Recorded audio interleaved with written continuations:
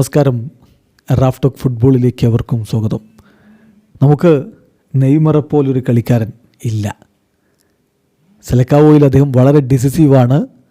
World കപ്പിന് എത്തുമ്പോൾ അദ്ദേഹം 100% ഉണ്ടാകും എന്നാണ് ഞാൻ വിശ്വസിക്കുന്നത്. 100% ഫിറ്റായിട്ട് അദ്ദേഹം എത്തുമെന്ന് പ്രതീക്ഷിക്കുന്നു. കാരണം certainly അദ്ദേഹം ടീമിൽ ഉണ്ടാകുമ്പോൾ കൂടുതൽ നല്ല റിസൾട്ട് വരും. നെയ്മർ ജൂനിയറെ കുറിച്ച് പറയുകയാണ് റൊണാൾഡോയുടെ വാക്കുകളിലേക്ക് നമ്മളൊന്ന് പോവുകയാണ്. ബ്രസീലിയൻ ഇതിഹാസം റൊണാൾഡോ, ഏറ്റവും ഒടുവിൽ ബ്രസീൽ വേൾഡ് കപ്പ് നേടുമ്പോൾ ടോപ്പ് സ്കോററായ റൊണാൾഡോ അടുത്ത വേൾഡ് കപ്പിന് ബ്രസീൽ പോകുമ്പോൾ നെയ്മർ ഉണ്ടായിരിക്കണമെന്ന് പറയുന്നു. അദ്ദേഹത്തിൻ്റെ വാക്കുകൾ ഇങ്ങനെയാണ്. തീർച്ചയായിട്ടും സെലക്കാവോയിൽ ബ്രസീലിയൻ ദേശീയ ടീമിൽ നെയ്മർ വളരെ ഡിസിസീവായിട്ടുള്ള പ്ലെയറാണ്. നമുക്ക് നെയ്മറെ പോലെ മറ്റൊരാളില്ല. ഞാൻ പ്രതീക്ഷിക്കുന്ന അദ്ദേഹം വേൾഡ് കപ്പ് ആകുമ്പോൾ 100% ഫിറ്റ് ആയിരിക്കുമെന്നാണ്. കാരണം അദ്ദേഹം അങ്ങനെയാണെങ്കിൽ, ഫിറ്റാണെങ്കിൽ, നമുക്ക് അദ്ദേഹം ടീമിനോടൊപ്പം ഉണ്ടെങ്കിൽ ബെറ്റർ റിസൾട്ട് ഉണ്ടാകും. അദ്ദേഹം ഇല്ലാത്തതിനേക്കാൾ ബെറ്റർ റിസൾട്ടായിരിക്കും നെയ്മർ ഉണ്ടാകുമ്പോൾ ബ്രസീൽ ടീമിനുണ്ടാവുക.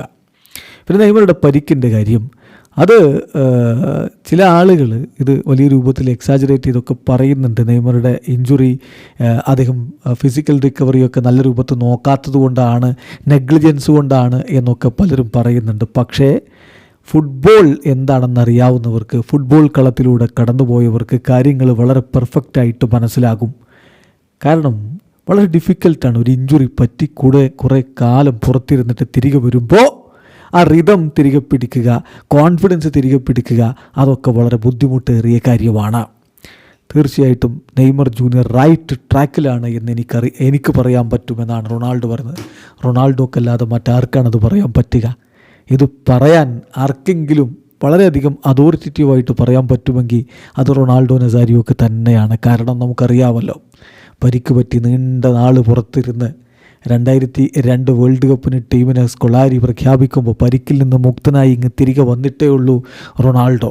അദ്ദേഹത്തെ സ്ക്വാഡിലെടുത്തതിൻ്റെ പേരിൽ എന്തൊക്കെ പഴികളാണ് അന്ന് കേട്ടിരുന്നത് സ്കൊളാരി എന്ന് അക്കാലത്ത് ബ്രസീലിയൻ ഫുട്ബോളിനെ ഫോളോ ചെയ്തവർക്കെല്ലാവർക്കും ഓർമ്മയുണ്ടാകും. പക്ഷേ വേൾഡ് കപ്പിന് മുമ്പ് 1-2 സൗഹൃദ മത്സരങ്ങൾ മാത്രം കളിച്ച് വന്ന ആ ബ്രസീൽ ടീമിനോടൊപ്പം അദ്ദേഹം കൊറിയയിലും ജപ്പാനിലും തീർത്തത് ചരിത്രമാണ്. ഇന്നും ബ്രസീലിയൻ ഫുട്ബോളിൻ്റെ ചരിത്രത്തിൽ തങ്കലിപികളാൽ എഴുതി ചേർക്കപ്പെട്ട അധ്യായം അത് പരിക്കിൽ നിന്ന് തിരികെ വന്ന് ചെയ്തതാണ്.